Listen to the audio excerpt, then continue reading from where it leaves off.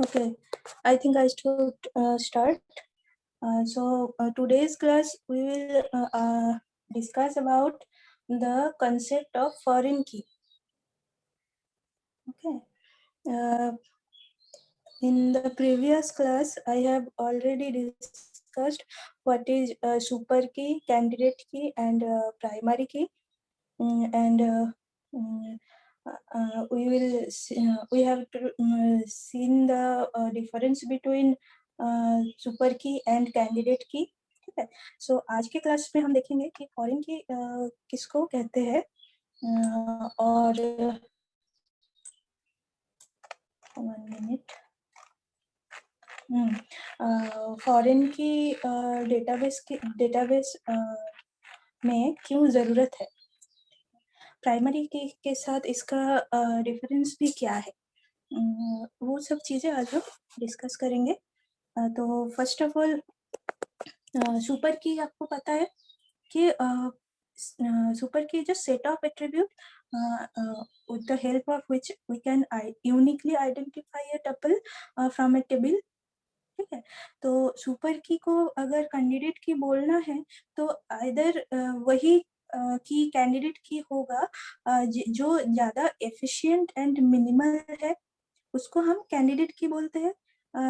हर जितने भी सारे सुपर की है उसमें से अगर कैंडिडेट की हमको फाइंड आउट करना है तो जो कि मिनिमल एफिशिएंट सुपर की होगा वो हमारा कैंडिडेट की डिफाइन करेगा. ठीक है, और एक कंडीशन क्या है कि सुपर की जो एक प्रॉपर सबसेट ना हो. ठीक है, मतलब एक सुपर की का प्रॉपर सबसेट अगर एक सुपर की ना हो तभी हम उसको कैंडिडेट की बोल सकते हैं. ओके, और प्राइमरी की क्या हो रहा था कि एक वन टाइप ऑफ कैंडिडेट की जो एक डेटाबेस डिजाइनर अपने डिजाइनिंग के कैपेबल के हिसाब से उसको आइडेंटिफाई करे. Okay, from the set of entity, अगर जिस एंटिटी को एक डेटाबेस डिजाइनर ने अपने कैलकुलेशन के बेसिस पे आइडेंटिफाई किया या फिर पिकअप किया, वो प्रिंसिपल की को हम बोल सकते हैं कैंडिडेट की. ठीक है ना, तो ये सब चीज हम लास्ट क्लास में पढ़ लिए थे. ठीक है, कीज आर सुपर की, इसमें तो बहुत मतलब आपका इलेबोरेट करके बोला गया है क्या होता है, कैसे हम कैंडिडेट की जनरेट कर पाते हैं, प्राइमरी की, ये सब चीजें. ठीक है, तो फॉरेन की क्या है, फॉरेन की हम किसको कहेंगे कि foreign key is a set of is an attribute or set of attribute that reference to a primary key of same table or another table. ठीक है, मतलब कि हम क्या कर रहे हैं कि एक एट्रीब्यूट और एक सेट ऑफ एट्रीब्यूट जो कि सेम टेबल से भी डिराइव कर सकते हैं, मतलब सेम टेबल से भी उसको डिफाइन कर सकते हैं, और फिर हम एक रेफरेंस टेबल से भी उसको रेफरेंस करके हम वो की को जनरेट कर सकते हैं. ठीक है, जो कि क्या होगा, रेफरेंस कहाँ से लेंगे, हम एक प्राइमरी की का रेफरेंस लेंगे. ओके, सो फॉरेन की बेसिकली मेंटेन करता है आपका रेफरेंशियल इंटीग्रिटी को. रेफरेंशियल इंटीग्रिटी मीन्स जैसे कि इंटीग्रिटी किस चीज को बोलते हैं, what is the concept of integrity. any of you can explain what is the concept of integrity? पता है किसी को? इंटीग्रिटी वही होता है जैसे कि देखो आप एक मोबाइल का, सपोज आप एक मोबाइल खरीदना चाह रहे हो. ठीक है, तो वो जो मोबाइल है वो आप एक स्टोर में जाओगे तो वो एक अलग प्राइस शो करेगा. ठीक है, आप अमेजोन या फिर फ्लिपकार्ट से खरीद रहे हो तो वहाँ पे भी कुछ लेस करके आप उसको खरीद पाओगे. हाँ, और कहीं पे भी कहीं ऑफर चल रहा है तो वहाँ पे कुछ अलग प्राइस होगा. ठीक है, तो क्या यहाँ पे इंटीग्रिटी कंस्ट्रेंट है? हम क्या बोल सकते कि ये इंटीग्रिटी को रेफरेंस कर रहा है, ये इंटीग्रिटी को मेंटेन कर रहा है? नो हम मैम। यहाँ पे नहीं बोल सकते कि ये इंटीग्रिटी को मेंटेन कर रहा है, ठीक है। लेकिन अगर देखो कि आपके कॉलेज में एक स्टूडेंट का डेटाबेस है, ठीक है, CS department second year 4th semester student का डेटाबेस है, जहाँ पे आप लोगों का सबका नाम रोल नंबर वाइज वहाँ पे स्टोर्ड है उस डेटाबेस में। तो अगर एक प्लेसमेंट डिपार्टमेंट में हम जाए, इसी कॉलेज का प्लेसमेंट डिपार्टमेंट में हम जाए और वहाँ पे जाके पूछे कि जैसे अनन्या अनन्या का हमें डेटाबेस चाहिए, ओके, तो सॉरी अनन्या का इंफॉर्मेशन चाहिए डेटाबेस में से, तो क्या इस प्लेसमेंट में भी ये बोलेगा कि हाँ अनन्या ये है, इसका roll number suppose roll number 3 है और वो सीएस डिपार्टमेंट की स्टूडेंट है, सीएस 4th सेमेस्टर की स्टूडेंट है, ठीक है, और जितने भी रिलेटेड इंफॉर्मेशन वहाँ पे चाहिए वो हम वहाँ से भी मिल जाएगा, जो कि आपके कॉलेज के डेटाबेस में सेव है। मतलब क्या कि आपके डिपार्टमेंट के डेटाबेस में जो डेटा सेव है वही डेटा हमको कॉलेज के कहीं पे भी, जैसे आप लाइब्रेरी में भी चले जाओ वहां पे भी वही मिलेगा, ऑफिस में चले जाओ वहां पे भी वही मिलेगा, ठीक है।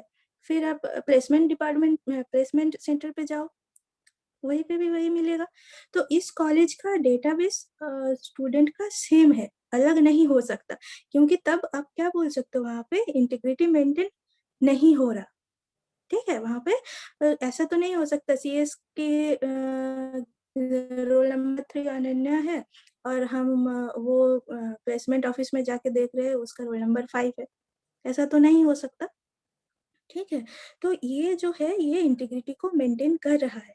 सो फॉरेन की इस कॉन्सेप्ट को आपका क्या सेटिस्फाई करता है कि that will maintain the referential integrity, okay, means same value for the database.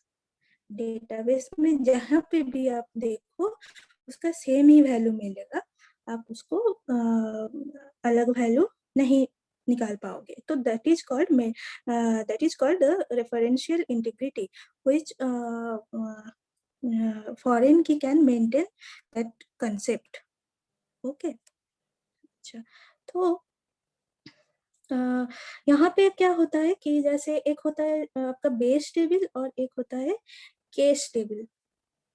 हाँ, तो बेस टेबल किसको बोलेंगे और केस टेबल क्या हो सकता है? Case table means base table means जैसे कि जो रेफरेंस टेबल है, जैसे स्टूडेंट टेबल एक रेफरेंस टेबल है और उसमें से हम एक रेफरेंसिंग टेबल निकाल रहे जो कि आपका केस टेबल होगा, ओके। तो एक एग्जांपल जैसे देखो कैसे समझ आएगा, 1 मिनट।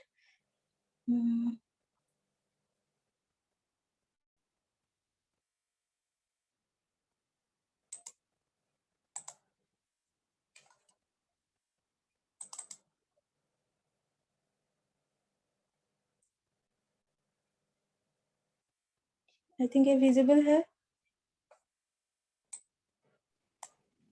Yes ma'am. अच्छा, तो यहाँ पे देखो दो टेबल बनाया गया है, एक बेस टेबल एंड एक केस टेबल। बेस टेबल क्या बोलता है कि reference student that are referenced, means जिस टेबल के थ्रू हम एक रेफरेंसिंग टेबल बनाएंगे। तो रेफरेंस टेबल क्या हो गया, बेस टेबल को हम रेफरेंस टेबल बोलते हैं और जो केस टेबल है वो रेफरेंसिंग टेबल है। हाँ, तो यहाँ पे बेस टेबल पे आप देखना कि roll number, name and address define किया गया है। तो रोल नंबर जो है, रोल नंबर आपका दिया गया है जैसे 1 2 3, नेम ए नेम तो सेम हो सकता है, लेकिन एड्रेस भी उनका कहीं पे किसका घर है ऐसे दिया गया है, जैसे दिल्ली, चेन्नई, मुंबई। लेकिन रोल नंबर किसी का क्या रिपीट हो सकता है? नहीं हो सकता। रोल नंबर यूनिक ही होगा, 1 2 3 4 5 ऐसे करके होगा। अब 1 रोल नंबर पे अनन्या आ सकता है तो 3 रोल नंबर पे भी और एक लड़की अनन्या वो आ सकती है, लेकिन उसका डेटाबेस में डेटा कहीं पे भी कुछ अलग होगा, ठीक है, वो हम कहाँ से यूनिकली डिफाइन कर सकते हैं? यूजिंग प्राइमरी की। क्यों? क्योंकि प्राइमरी की सबसे उसका डेटा हर एक से अलग होगा, तभी हम उसको प्राइमरी की बोल रहे हैं। ठीक है, प्राइमरी की मीन्स वही वाला कैंडिडेट की जो कि एक डेटाबेस डिजाइनर चूज कर रहा है for principal meaning of identification.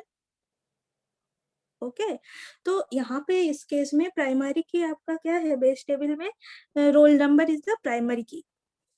अब हेल्पिंग द प्राइमरी की हमको फॉरेन की जनरेट करना है।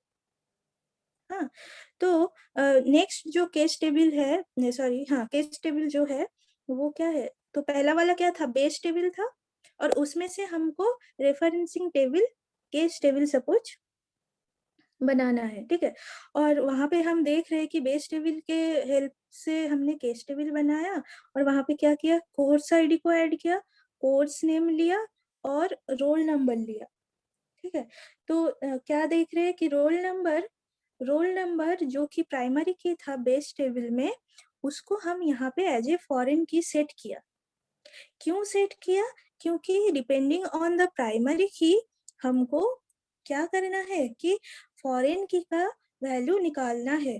और फॉरेन की का क्या क्या निकालना है कि फॉरेन की यहाँ पे रोल नंबर है, तो उस रोल नंबर के अकॉर्डिंग वो क्या कोर्स ले रहा है, कोर्स का आईडी क्या है, ये हम जनरेट कर पाएंगे। सो फॉरेन की क्या का डेफिनेशन क्या हो रहा था फॉरेन की का? कि देखो यहाँ पे, एक मिनट, आ गया।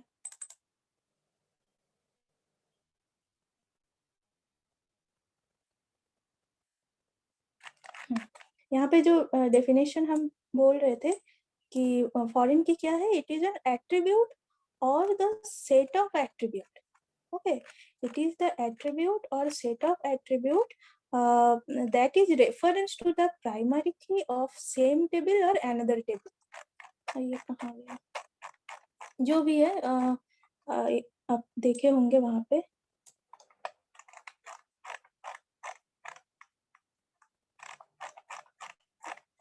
1 minute।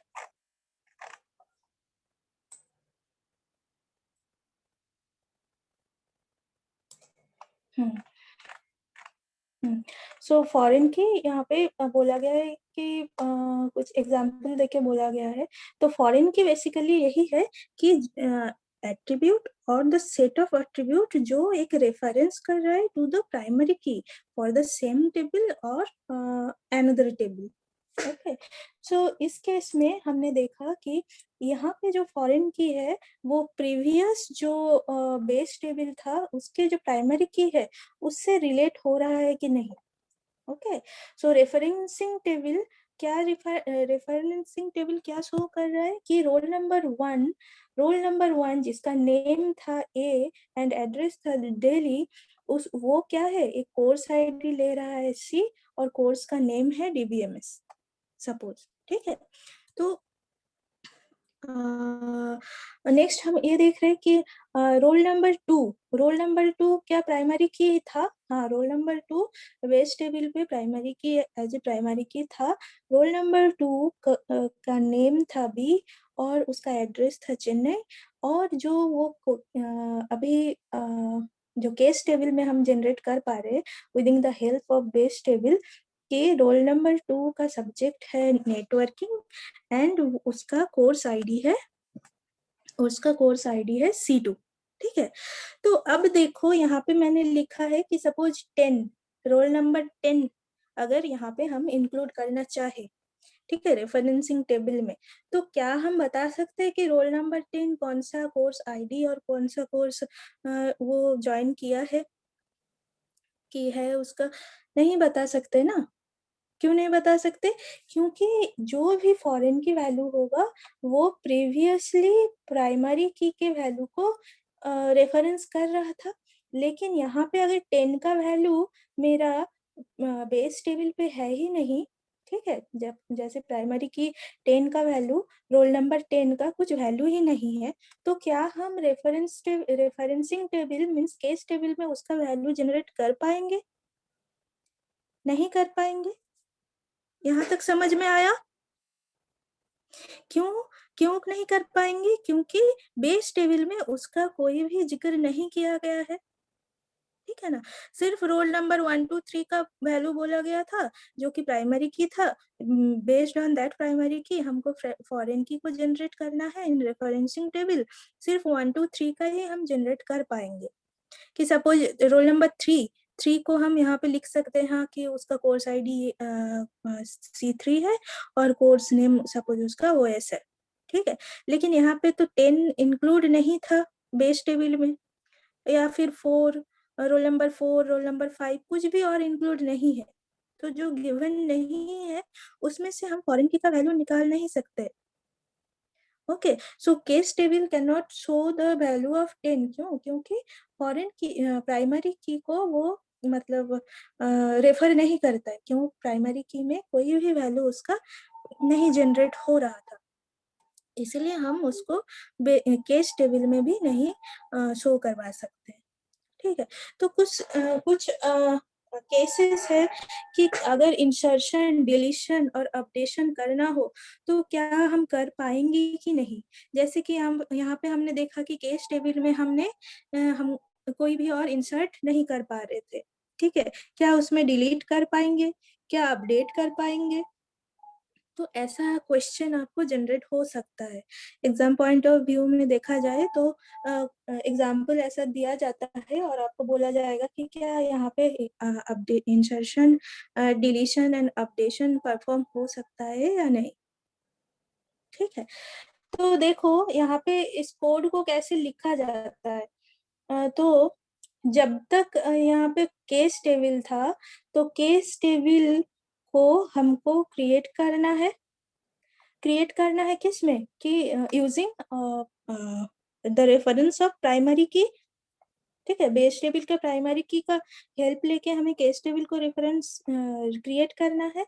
तो शुरू में क्या था, देखो शुरू में ऐसे कोड लिखा जाता है कि क्रिएट टेबल कोर्स, ठीक है। कोर्स टेबल को हमें क्रिएट करना है।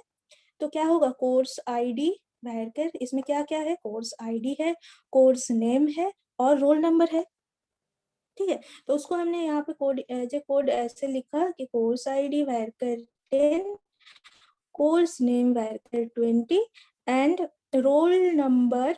अब रोल नंबर क्या रेफरेंस कर रहा था, रोल नंबर आपका क्या है कि जो फॉर प्राइमरी की है बेस टेबल का उसको रेफर कर रहा था, जो कि एक स्टूडेंट रेफरेंस टेबल है। तो roll number is a integer type of, ठीक है।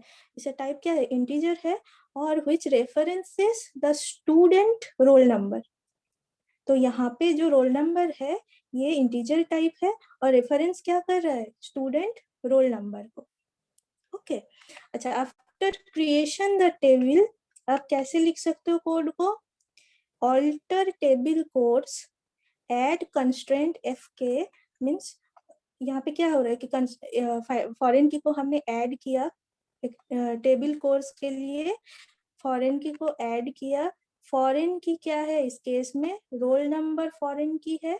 क्यों? क्योंकि ये एड्रेस कर रहा है मतलब this attribute that refers to the primary key of the another table, ठीक है, जो कि है हमारा बेस टेबल, ओके। और रेफरेंस है स्टूडेंट रोल नंबर, किसको रेफरेंस कर रहा है, ये स्टूडेंट रोल नंबर को रेफरेंस कर रहा है, ठीक है। तो ये है, ऐसे हम डेटाबेस में इसको क्रिएट करते हैं यूजिंग जैसे क्वेरी लैंग्वेज, जैसे एसक्यूएल डेटाबेस क्वेरी लैंग्वेज, ये सब डेटाबेस में यूज होता है, ओके।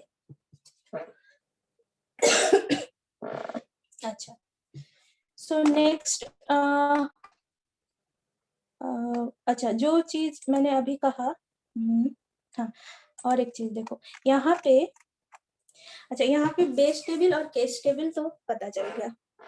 अब अगर ऐसा हो कि जैसे पहले हमने बोला कि either we will perform the insertion, deletion और अपडेशन इन दिस टेबल और नॉट। सो जैसे base table and case table दोनों टाइप, एक होता है आपका रेफरेंस टेबल और एक होता है आपका रेफरेंस टेबल, इसको बोल सकते हैं। तो क्या रेफरेंस टेबल में भी हम देखेंगे कि अपडेशन, डिलीशन और इंसर्शन है या हाँ, दोनों में ही हमको देखना है। बेस टेबल में मोस्टे वाली प्लीज म्यूट माइक।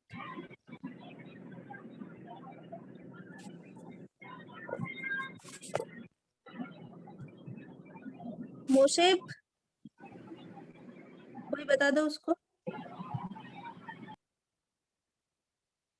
अच्छा सुनो, तो बेस टेबल और reference table either insertion, deletion और अपडेशन इज परफॉर्म्ड हियर और not. Okay, so base table यहाँ पे देखो roll number, name and address. हाँ, तो इंसर्शन, इंसर्शन सपोज कि जैसे यहाँ पे रोल नंबर 1, 2 एंड 3 है। हाँ, तो हम सपोज यहाँ पे रोल नंबर 4 को इंसर्ट करना चाह रहे और ऐसा लिख रहे हैं कि रोल नंबर 4 से उसका नेम है डी और वो उसका एड्रेस है जैसे रामगढ़। हाँ, तो क्या इंसर्शन हम इस केस में कर पाएंगे? ऐसा क्वेश्चन आपको पूछेगा कि जैसे लेट सपोज दोनों रिलेशनल डेटाबेस है और वहां पे प्राइमरी की और फॉरेन की का रिलेशन के बेसिस पे दोनों टेबल बनाया गया है, तो क्या वो केस टेबल और बेस टेबल में insertion, deletion and updation follow हो सकता है या नहीं? ठीक है, तो इस केस में देखना कि अगर बेस टेबल है, ये तो बेस टेबल है, रेफरेंस टेबल है, इसको बेस करके हमको केस टेबल बनाना है। तो बेस टेबल में अगर हम रोल नंबर 4 का सारा डिटेल डाल दे तो क्या ये इंसर्ट होगा या फिर इंसर्टेड वायलेटेड हो जाएगा, मतलब इंसर्शन वायलेटेड हो जाएगा? यहाँ पे वायलेशन नहीं होगा। ठीक है, आप इंसर्ट कर सकते हो। बेस टेबल पे तो आप कुछ भी इंसर्ट कर सकते हो, मतलब सपोज कि कोई हमारे कॉलेज का ही डेटाबेस है और वो बेस टेबल मीन्स वो प्राइमरी टेबल डेटाबेस है और उसमें हम सपोज एक नया स्टूडेंट ज्वाइन किया कॉलेज में फर्स्ट ईयर में, तो उसका डेटाबेस तो हमको बनाना पड़ेगा, डेटाबेस में उसको डेटा डालना पड़ेगा, तो हम उसमें उसका इंसर्ट कर पाएंगे। ठीक है, नया स्टूडेंट जितना भी एडमिशन ले रहे हैं तो उनका इंसर्शन होगा। तो इस केस में भी वही चीज है कि हम अगर रोल नंबर नेक्स्ट कोई आता है तो उसका इंसर्शन हम कर पाएंगे। ठीक है, तो insert will be happen, there is no violation. Okay, first case ये है। डिलीशन ऑपरेशन देखो कि क्या हम अभी सिर्फ हम बेस टेबल के लिए ही बात कर रहे हैं, ठीक है ना? तो बेस टेबल में क्या हम डिलीट कर पाएंगे कि सपोज मान लो कि रोल नंबर 1, नेम ए और एड्रेस जो है ये पूरा जो उसका इंफॉर्मेशन है उसको मैंने डिलीट कर दिया। हाँ, तो डिलीट कर दिया, लेकिन केस टेबल में ये दोनों टेबल ही तो एडमिनिस्ट्रेटर के पास मौजूद है, तो इसको अगर डिलीट कर दिया और केस टेबल में हम जाके देख रहे हैं अरे लेकिन रोल नंबर 1 तो अभी भी सी डीबीएमएस पढ़ रहा है और उसका कोर्स आईडी C1 है, तो कैसे यहाँ से डिलीट हो गया ये बेस टेबल से? नहीं हो सकता ना। ठीक है, तो इस केस में अगर हम बेस टेबल में से रोल नंबर 1 का पूरा डिटेल्स अगर रिलीज मतलब डिलीट कर दे तो केस टेबल में से भी उसका क्या होगा, इंफॉर्मेशन तो रह ही जाएगा। तो उस केस में क्या हो सकता है कि may be that cause the violation. ठीक है, डिलीट कर सकते हो, लेकिन अगर वहां पे केस टेबल में, रेफरेंसिंग टेबल में उसका इंफॉर्मेशन रह गया तब क्या करोगे? तब तो वहां पे ये जो कंसेप्ट मैंने शुरू में कहा था ना कि it's maintains the referential integrity. Okay, so ये इंटीग्रिटी तो मेंटेन नहीं कर रहा। वहां पे है, यहाँ पे मतलब बेस टेबल पे नहीं है लेकिन केस टेबल पे शो कर रहा है, तो उस केस में इंटीग्रिटी वायलेटेड हो रहा है। समझ रहे हो?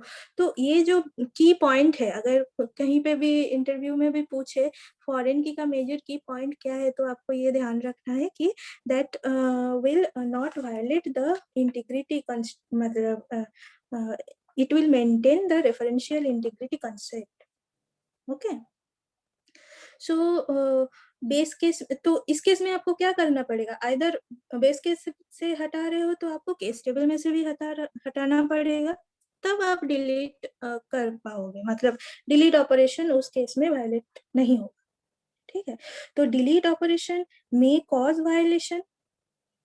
ठीक है, और आप मतलब और ऐसा बोल सकते हो कि दोनों ही डिलीट कर दो, मतलब ऑन डिलीट नो एक्शन, मतलब दोनों टेबल में से अगर उसको डिलीट कर दे तो उस केस में मुझे कोई प्रॉब्लम नहीं।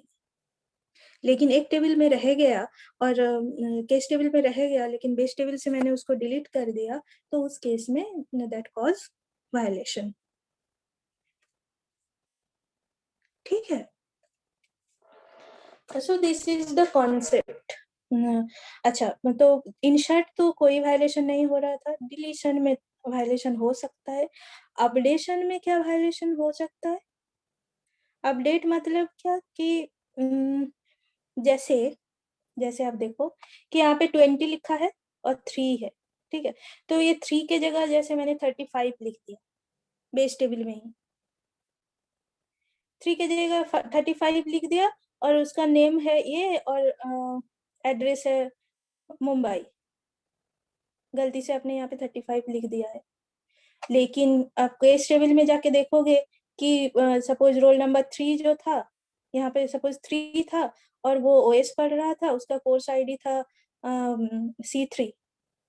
ठीक है ना, लेकिन 35 का कोई भी डेटा आपके पास नहीं है, 35 का कोई भी डेटा आपके पास नहीं है, तब क्या हो रहा है, क्या अपडेशन वैलिड है? क्या बेस टेबल में अपडेशन वैलिड है? नहीं होगा ना। बेस टेबल में अपडेशन कैसे वैलिड होगा, जब जैसे सपोज ये 2 है ना बेस टेबल में, बेस टेबल में इस जगह आपने गलती से यहाँ पे 20 लिख दिया, अपडेट कर दिया, लेकिन केस टेबल में क्या था बेस टेबल में 20 है और उसका नेम है बी और एड्रेस है चेन्नई, लेकिन अपडेट कर इधर तो कर दिया, लेकिन इधर आप जाके देख रहे हो कि केस टेबल में यहाँ पे तो 2 का वैल्यू ये है, तो कैसे 20 का वैल्यू शो करेगा? तो अपडेशन में भी वायलेशन हो सकता है। ये हम किस पॉइंट ऑफ व्यू से बोल रहे हैं? सिर्फ बेस टेबल में अगर इंसर्शन, डिलीशन और अपडेशन किया जाए तब क्या ये केस टेबल में कुछ इफेक्ट छोड़ के जाएगा या नहीं? Okay, so in this case हमने देखा बेस टेबल में इंसर्ट करने में there is no violation, delete करने में भी इट मे कॉज वायलेशन, और अपडेशन में भी it may cause violation. Okay, अच्छा, तो केस टेबल में देखो, सिमिलरली केस टेबल में क्या इंसर्शन, डिलीशन एंड अपडेशन हो सकता है? सॉरी, केस टेबल में इंसर्ट कर रहे हैं हम लोग, केस टेबल में सपोज यहाँ पे इंसर्ट किया कोर्स C3 और कोर्स नेम वो पढ़ रहा है C++ और रोल नंबर उसका है 7। ठीक है, लेकिन यहाँ पे केस टेबल में हम इंसर्ट कर दिया और कोर्स 3 का या रोल नंबर जो 7 मैंने यहाँ पे लिखा वो तो बेस टेबल में कहीं पे भी नहीं है। ठीक है ना, तो फॉरेन की जो भी रेफरेंसिंग टेबल में हम सेट कर रहे हैं वो depending on the primary key of the base table करना है ना, लेकिन यहाँ पे डायरेक्ट आप इंसर्ट अगर कर दोगे केस टेबल में तो वो कैसे होगा? नहीं होगा, क्योंकि केस टेबल में अगर कुछ भी कोर्स आईडी डालोगे उसका रोल नंबर भी आपको शो करना पड़ेगा, जो जो कि यहाँ पे बेस टेबल में पहले से प्रोवाइड नहीं है। ठीक है, तो रेफरेंसिंग टेबल या फिर केस टेबल के केस में इंसर्ट में कॉज वायलेशन। ठीक है ना। अच्छा, डिलीशन के टाइम देखो, क्या हम डिलीट कर पाएंगे कि suppose course ID C1 DBMS पढ़ रहा है वो, और उसका रोल नंबर है 1, ठीक है, तो इसको मैंने डिलीट कर दिया, कोर्स टेबल में से ही डिलीट कर दिया, तो इससे तो कोई प्रॉब्लम ही नहीं है, डिलीट करने में कोई प्रॉब्लम नहीं है। रोल नंबर आप यहाँ पे नाम लिख दो और सब ये पूरा डिलीट कर दो। बेस टेबल में वो रहे तो रहे, लेकिन वो अभी कोई कोर्स नहीं पढ़ रहा, ठीक है। हमने रोल नंबर 1 जो बेस टेबल में था, उसका जो कोर्स DBMS और ID C1 था, वो अभी कोई DBMS कोर्स नहीं कर रहा, उसको हमने केस टेबल में से उसका डेटा डिलीट कर दिया, तो अब वो चीज हम कर सकते हैं, ठीक है ना। तो डिलीशन में कोई वायलेशन नहीं होगा, क्योंकि डिलीट करने के लिए कोई भी डेटा हमारा वो डिपेंडेंट नहीं है बेस टेबल के ऊपर, हम डायरेक्टली उसको डिलीट कर सकते। ओके, अपडेशन, अपडेशन क्या कर सकते हैं, अपडेशन में भी प्रॉब्लम होगा, अपडेशन में भी वायलेंस होगा। क्यों? क्योंकि इधर अगर मैं फिर से बोलूं कि इधर मैंने इसको 20 लिख दिया, 2 के जगह 20 लिख दिया, ठीक है, नेटवर्किंग उसका कोर्स है और कोर्स आईडी C2 है, तो क्या वो बेस टेबल में था? नहीं था। डायरेक्टली अब यहाँ पे कैसे कोई केस टेबल में उसको अपडेट कर सकते हो, क्योंकि इसका कुछ रिलेटेड इन्फॉर्मेशन तो बेस टेबल में है ही ना, जिसके थ्रू आप केस टेबल बना रहे हो। तो अपडेशन में कॉज वायलेशन, ठीक है। तो आपको ये ध्यान में रखना है कि बेस टेबल में इंसर्शन डिलीशन अपडेशन क्या हो सकता है, और केस टेबल में भी क्या इंसर्शन डिलीशन और अपडेशन हो सकता है या नहीं, और अगर हो भी सकता है तो कैसे वो आपको इम्प्लीमेंट करना है, वो भी आपको चेक करना है, ठीक है। तो केस टेबल में हमने देखा कि it may cause violation for the insertion time, लेकिन डिलीशन टाइम में मुझे कोई प्रॉब्लम नहीं है, हम डिलीट कर सकते हैं, और अपडेशन में भी कुछ प्रॉब्लम आ सकता है। ओके, ठीक है। अच्छा, तो एक एग्जांपल देखो, जैसे मैंने लिया है यहाँ पे कि लेट R1 एक डेटाबेस है और R2 एक डेटाबेस है, ठीक है। तो R1 R1 में डेटा क्या है, मतलब ABC ये इसका एट्रीब्यूट्स है, और R2 में है XYZ, और that be the two relation in which A is the foreign की।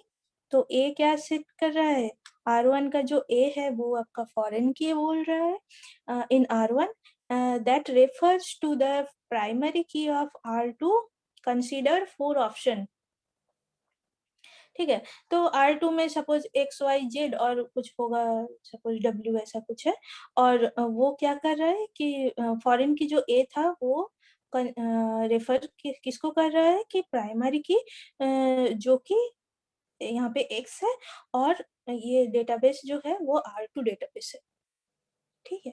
तो आपको बोला गया है कि इंसर्ट ये चारों ऑपरेशन अगर हम करें तो उस केस में कौन सा करेक्ट है रिगार्डिंग द रेफरेंशियल इंटीग्रिटी, ठीक है। रेफरेंशियल इंटीग्रिटी मीन्स जो मैंने अभी तक कहा है कि फॉरेन की that will maintain the referential integrity concept, ठीक है। तो आपको चेक करना है कि इंसर्ट कर रहे हो आप R1 में, डिलीट कर रहे हो from R1, insert into R2 and delete from R2। Okay, so क्या ये हो सकता है और कौन सा रूल वायलेट होगा वो आपको देखना है, ठीक है। तो इंसर्ट इन R1, अच्छा देखो, डायरेक्ट R1 क्या है, जहाँ पे फॉरेन की है, और ये क्या शो करता है, referencing table means case table को शो करता है R1, ठीक है ना। और R1 में आप डायरेक्ट इंसर्ट कर रहे हो, क्या ये हो सकता है R1 में डायरेक्ट आप इंसर्ट कर दो, क्योंकि जो बेस टेबल है उसमें से कोई नहीं है, मतलब यहाँ पे आप डायरेक्ट 4 को इंसर्ट कर रहे हो एक वैल्यू, जो कि बेस टेबल में कभी भी शो ही नहीं करता था। तो इंसर्शन इन R1 में कॉज, ठीक है। मतलब आप रेफरेंसिंग टेबल में इंसर्शन नहीं करोगे, नहीं कर पाओगे, ठीक है। तो ये तो क्रॉस हो गया, ये नहीं होगा। डिलीट फ्रॉम R1, जो रेफरेंसिंग टेबल है R1 में से सपोज 3 को आपने डिलीट कर दिया, हाँ वो आप कर सकते हो, यहाँ पे कोई वायलेशन नहीं होगा, ठीक है। तो रेफरेंशियल इंटीग्रिटी यहाँ पे शो कर पाएगा। मीन्स आप रेफरेंसिंग टेबल और केस टेबल में से आप कोई भी डेटा को डिलीट कर पाओगे, क्योंकि वो डिलीट करने के लिए आपको डिपेंडेंट नहीं रहना पड़ेगा बेस टेबल के ऊपर, ठीक है ना। तो ये सही रहता है। Insert into R2, insert into R2, हाँ R2 क्या है, R2 आपका बेस टेबल है, ठीक है। जहाँ पे फॉरेन की रहेगा वो ऑलवेज केस टेबल होगा, और यहाँ पे क्या है, एक प्राइमरी की है जो कि एक्स शो कर रहा है, और ये आपका बेस टेबल कहलाता है। तो R2 में क्या आप इंसर्ट कर सकते हो, हाँ हम इंसर्ट कर सकते हैं कि नया एक प्राइमरी की आ गया 4, और उसका वैल्यू हमको बेस टेबल में इंसर्ट करना है, जैसे नया स्टूडेंट आ गया तो उसको मैंने इंसर्ट किया उसका इंफॉर्मेशन, तो ये हो सकता है, ओके।